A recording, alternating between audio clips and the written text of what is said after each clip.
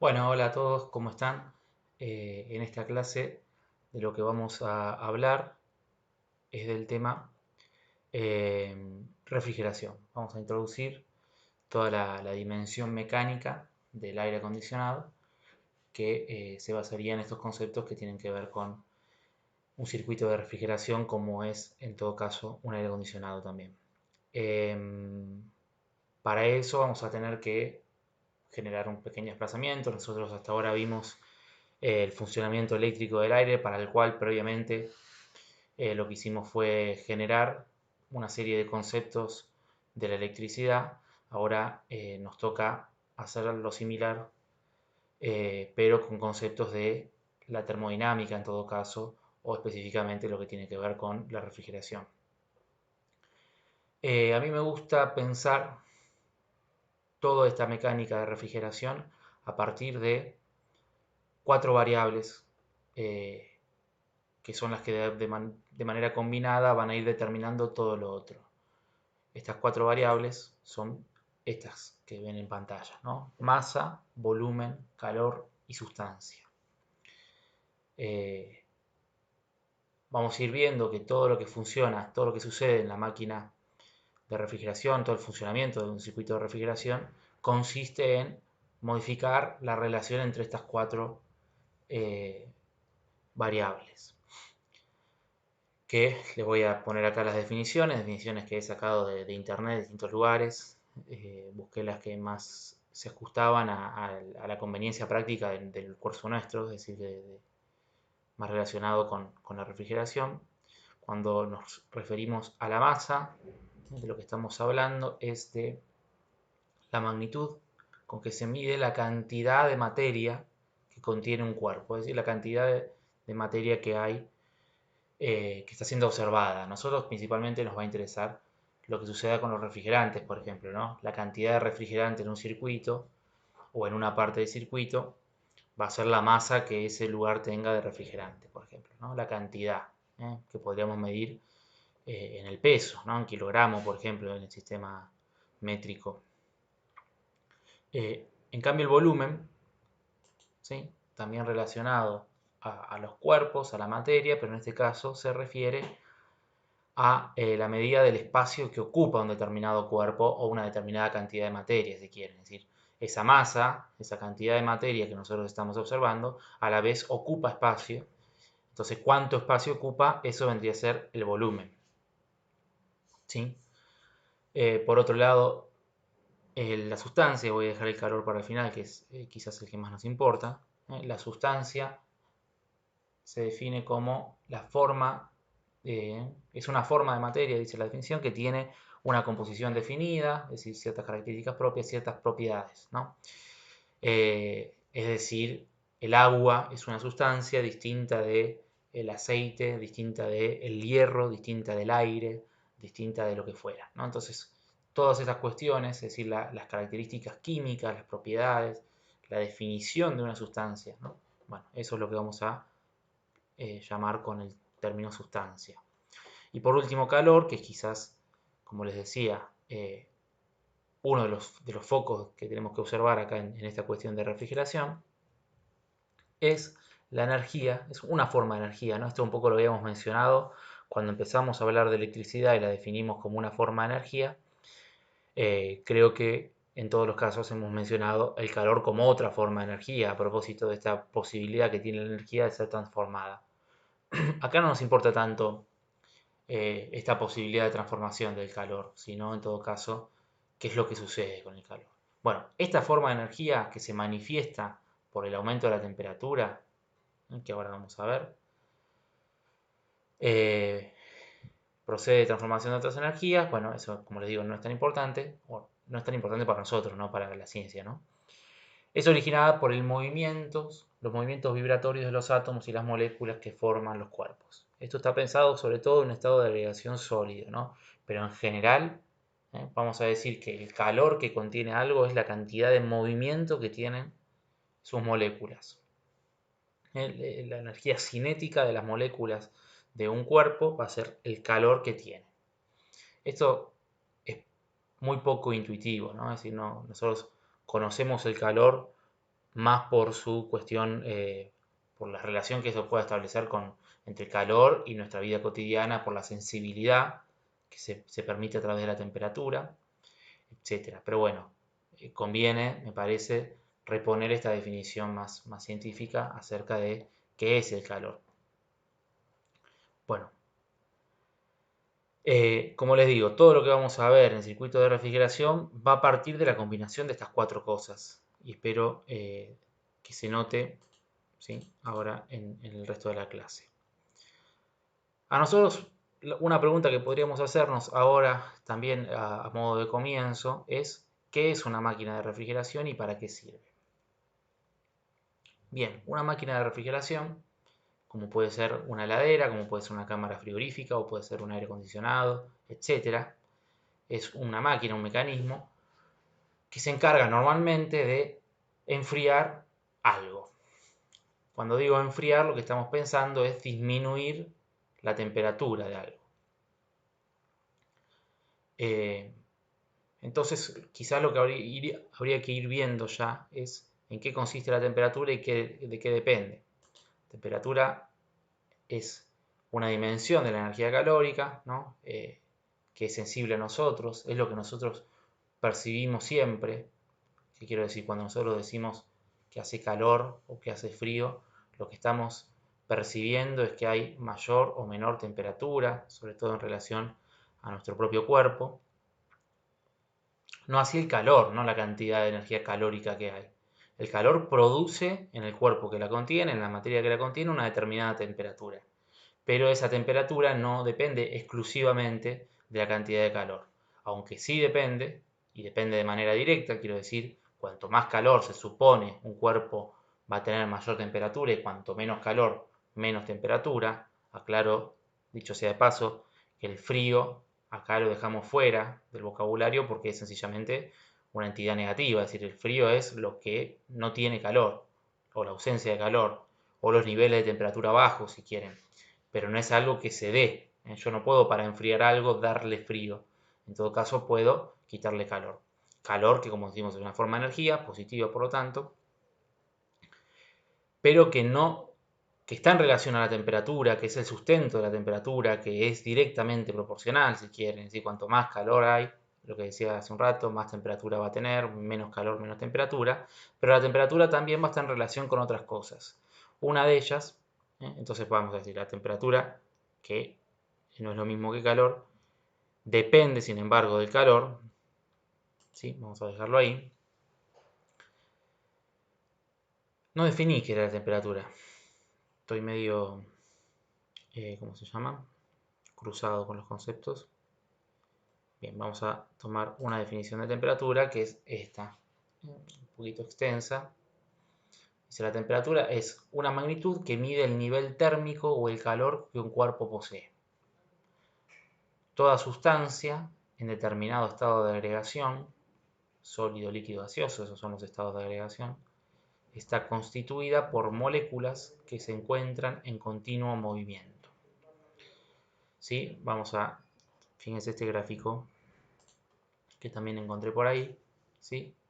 Esto está representando el movimiento de las determinadas moléculas que componen una sustancia.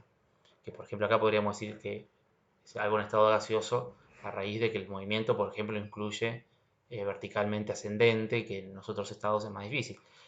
El desplazamiento hacia arriba, por ejemplo, por la cuestión gravitacional, ¿no? Pero además el caos del movimiento. Vamos a ver que en los otros estados es como más estable, más ordenado.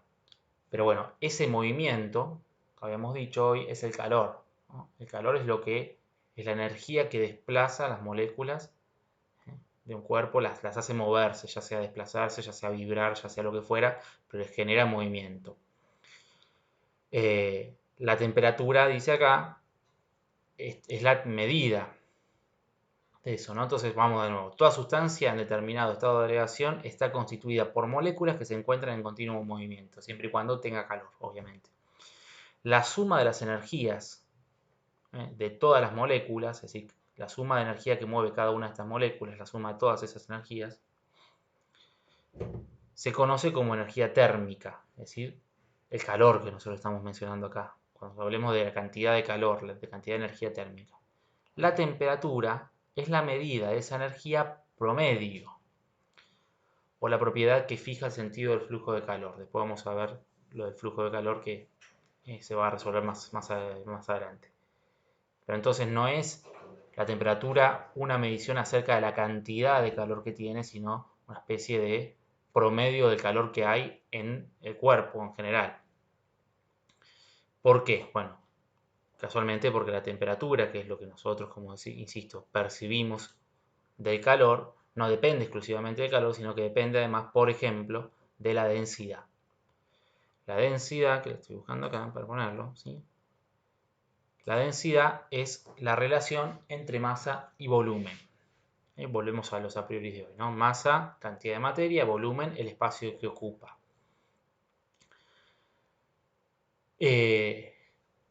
Es una magnitud que es directamente proporcional a la masa, es decir, cuanto mayor cantidad de masa en un volumen determinado, la densidad va a ser mayor, e inversamente proporcional al volumen. Para una masa determinada, cuanto más espacio, menos densidad. ¿Sí? Entonces yo ahí puse estos gráficos donde en el A y el B de la izquierda, que yo acá tengo como a la derecha, pero no importa, en la A y el B de la izquierda, es decir, los cubos estos que están en color celeste, en donde hay unas moléculas representadas con esos círculos en azul, la diferencia entre A y B es una diferencia de volumen. La cajita de A, el cubo de A es mucho más chico que el volumen de B.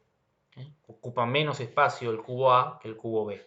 ¿No? Insisto, los que están allá, los azules. Sin embargo, tienen más o menos la misma cantidad de moléculas, si las cuentan, ¿no? Entonces, ¿qué sucede? Como las moléculas en A están agrupadas en un espacio más chico, la densidad es mayor en A que en B. ¿De acuerdo? Porque el volumen es más chico. Cuanto menos volumen, mayor densidad. En cambio, también podemos ver en los otros dos cubos, A y B, de la derecha para ustedes, que están las moléculas en color verde, más o menos podemos decir que los dos cubos tienen el mismo volumen, el mismo tamaño, ocupan el mismo espacio. Sin embargo, claramente, el cubo B tiene mayor cantidad de moléculas, mayor masa, mayor materia dentro. Por lo tanto, la densidad en B es mayor que la densidad en A. ¿Sí? Es decir, del primer ejemplo, el cubo grande y el cubo chico, lo que sacamos de conclusión es cuanto menos volumen, más densidad, cuanto más volumen, menos densidad. Es decir, que la relación es inversa. Del segundo ejemplo, el que está a la derecha, igual volumen, menos masa, menos densidad, más masa, más densidad. Por lo tanto, la densidad es directamente proporcional a la masa. Bueno, volvemos a la temperatura. Este movimiento entonces que poseen estas moléculas, fíjense acá, imagínenselas moviéndose como el gráfico este, ¿no? Las que están acá. Esas moléculas en movimiento, el movimiento promedio, si quieren, va a tener que ver casualmente con el volumen, con la densidad, es decir, cuántas moléculas hay en determinado espacio. Entonces, a mayor densidad, el promedio va a ser más alto. Por lo tanto, a mayor densidad, mayor temperatura, y a menor densidad, menor temperatura. Esta sería la cuestión, ¿no? Entonces, la temperatura, que nosotros medimos en grados centígrados, depende de la cantidad de energía calórica, de la cantidad de energía térmica, pero también depende de la densidad de la sustancia. Densidad que en 2 de los 3 estados es invariable, sobre todo en el estado sólido. Yo no puedo hacer que una pieza sólida de algo ocupe menos espacio, si no puedo comprimir algo sólido, ni tampoco puedo expandirlo sin agregarle ni restarle materia, así que la misma materia sea la que se ensancha o se achica. En cambio, sí, las dos modificaciones pueden darse sobre el estado gaseoso. Es decir, una sustancia en estado gaseoso puede comprimirse o puede expandirse. En estado líquido se puede expandir con la consecuencia de que al expandirse se gasifica. Es decir, no se evapora, sino que el espacio vacante lo ocupa gas de la misma sustancia. No se evapora completamente, pero se mezcla de burbujas, si quieren, como si fuera una soda, ponele. Entonces, el valor de temperatura, grados centígrados va a depender de la cantidad de energía que nosotros vamos a medir en calorías, que está contenida en ese cuerpo que determina un valor de temperatura, y en la densidad de la sustancia que la conforma, es decir, qué espacio ocupa y qué cantidad de materia tiene. Y además va a depender de otra cuestión que es un poco más complicada, que es lo que llamamos calor específico. Vamos al calor específico entonces, que es la otra cuestión complicada. El calor específico, que acá yo ya lo estoy relacionando, voy a sacar este gráfico porque nos va a marear. Después lo agrego. El calor específico es la cantidad de calor necesaria para elevar la temperatura de una unidad de masa, perdón, para elevar la temperatura de una unidad de masa de una sustancia en un grado. Es decir, cuántas calorías tengo que darle para elevar un grado a un gramo, supóngase, eso sería una unidad de masa, de determinada cosa. Es decir, yo tengo un gramo, si quieren, de hierro, supónganse. ¿Cuánto calor tengo que darle a un gramo de hierro para que ese gramo de hierro aumente un grado? ¿Cuántas calorías tengo que darle? Bueno, esa cantidad de calor va a ser mayor, por ejemplo, en el hierro, que de un gramo de aluminio. Porque el aluminio tiene un calor específico más bajo que el hierro. Es decir, al aluminio tengo que darle menos calor para que aumente un grado. En cambio, al hierro tengo que darle más calor. Es decir, que el calor específico, que de alguna manera relaciona calor y temperatura, depende de la sustancia. Yo cuando digo hierro y digo aluminio, lo que estoy variando ahí, en los dos ejemplos, es la sustancia. Entonces va a importar qué sustancia estamos observando para determinar el calor específico que tiene. En ese sentido, como la sustancia tiende a ser invariable, sobre todo en el circuito de refrigeración no hay cambios químicos en la sustancia, sino que el refrigerante es siempre igual, con las mismas propiedades químicas si quieren. Sí, cambia también el calor específico con el estado de agregación. Y entonces ahora sí, el grafiquito este. Sobre todo a nosotros nos importan dos de estos estados. Acá pueden ver con lo que les decía acerca del movimiento, ¿no? Que está como simbolizado el movimiento que hay de las moléculas en los distintos estados. Si ven el estado sólido a la izquierda, apenas vibran. En el medio, que es estado líquido, se desplazan, pero como una encima de la otra. Y estado gaseoso, que es donde tiene mayor entropía, las moléculas se desplazan de manera más arbitraria, más caótica. El estado sólido a nosotros es el que menos nos va a interesar casualmente el estado líquido y gaseoso. ¿Por qué? Porque volviendo al calor específico, es decir, la cantidad de calor que necesita una sustancia para modificar su temperatura, lo que vamos a decir es que la misma sustancia, el refrigerante, para nosotros en el circuito de refrigeración, va a tener en estado líquido un calor específico más alto que en estado gaseoso. Y esto nos importa en el siguiente sentido. ¿En qué valores de temperatura, es decir, en qué situaciones una sustancia está en estado líquido y en qué situaciones está en estado gaseoso? Es decir, ¿de qué depende en qué estado se encuentra una sustancia? Bueno, depende de la temperatura que se encuentra, pensemos en el agua, ¿no? Si yo tengo agua a 20 grados, el agua va a estar líquida. Si la caliento por encima de los 100 grados, se va a evaporar. Entonces depende de la temperatura en la que se encuentre y depende además de la temperatura en la que se evapore. Ese valor, el de temperatura que se evapora, es lo que llamamos punto de ebullición o punto de saturación. En general, refrigeración lo vamos a llamar punto de saturación. Cuando yo hablo de punto de saturación es el valor de temperatura límite entre los dos estados, si quieren. Es decir, el máximo valor de temperatura en estado líquido o el mínimo en estado gaseoso. Entonces,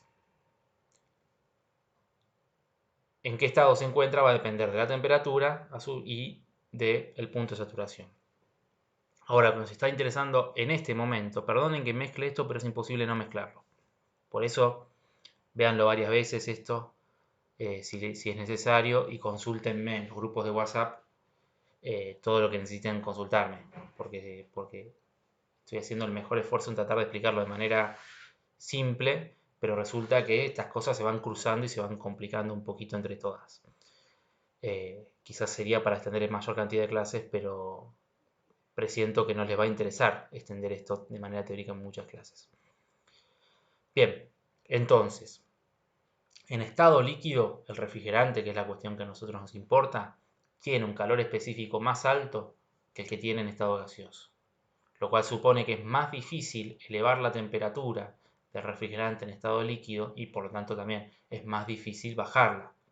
Por lo tanto, aumenta de manera más lento y baja de manera más lenta en estado líquido de lo que aumenta en estado gaseoso y baja en el mismo estado. Por lo tanto, en estado líquido tiene valores de temperatura que son más estables, mientras que en estado gaseoso, lo vamos a decir, son menos estables. Bien, espero que eso se haya entendido bien. Por lo tanto, el calor específico, y es por ahora en el sentido en que nos va importando, condiciona, vamos a decir determina, la temperatura también. Es decir, que la temperatura, volvemos, depende de la densidad. Es decir, la relación entre la cantidad de materia y el espacio que ocupa, la masa y el volumen. La carga térmica, la cantidad de calor que tiene ese cuerpo, esa materia. Y el calor específico, que va a estar determinado por dos cosas: la sustancia de la que está compuesta esa materia, ese cuerpo, y a su vez el estado en el que se encuentra. Todo eso determina la temperatura y por lo tanto, variando esas cuestiones, yo puedo variar la temperatura, sobre todo variando el calor y la densidad, como vamos a ir viendo. Bueno, voy a hacer una pausa acá y continúo en otro video, ¿sí? Así pueden, como, no sé, descansar un toque y verlo después de una pausa ustedes también.